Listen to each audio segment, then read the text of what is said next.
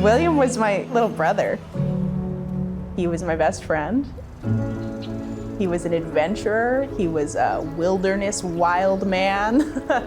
He was a remarkable individual. He knew what he wanted. He was the kind of guy that would figure out what he wanted and he would go get it. I loved him very much. In July of 2023, my brother William was driving home from his summer adventure as a whitewater river raft guide in Colorado. He was driving home to Calgary, Alberta, and he was in a single vehicle accident on the side of the highway. He was taken to a hospital and ended up in Billings, Montana. His body wasn't damaged, but his head had just suffered devastation. He was put on life support, but he was pronounced brain dead. And we were faced with this decision to honor his wishes, to be an organ donor, because he checked the box. He checked the box on every driver's license he'd ever had since his first one. He even checked the box on his fake ID that we found, which was just so remarkable. He was serious about it. It was who William was in so many ways. This idea of why not make something better for somebody?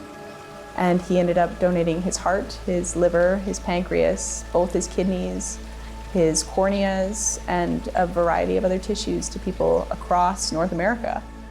He saved 5 lives and drastically improved the lives of countless other individuals, not to mention their families and the people who are supporting these people who now have parts of William as a part of their daily life and their ability to function as a person. The loss of my brother being the most devastating thing that's ever happened to me in my life, truly. I found hope in organ donation. I found hope in this idea of giving part of yourself to the world to make it a better place.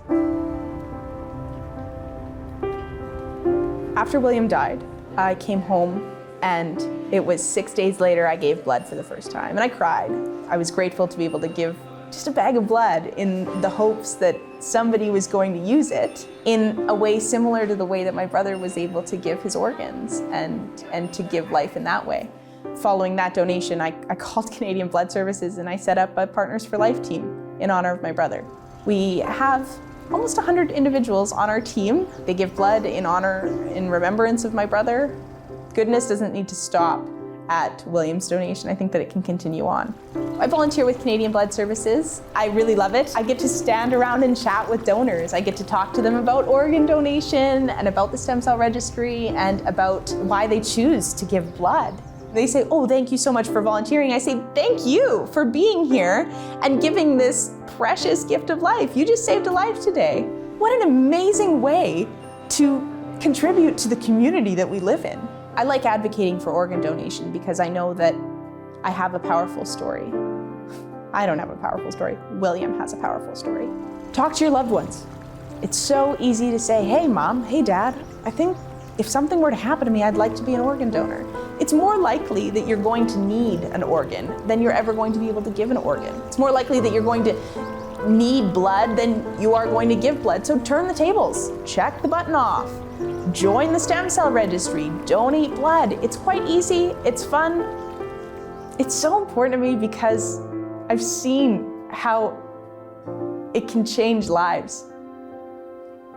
It's so important to me because it has taken hurt and pain and devastation and it's turned it into hope.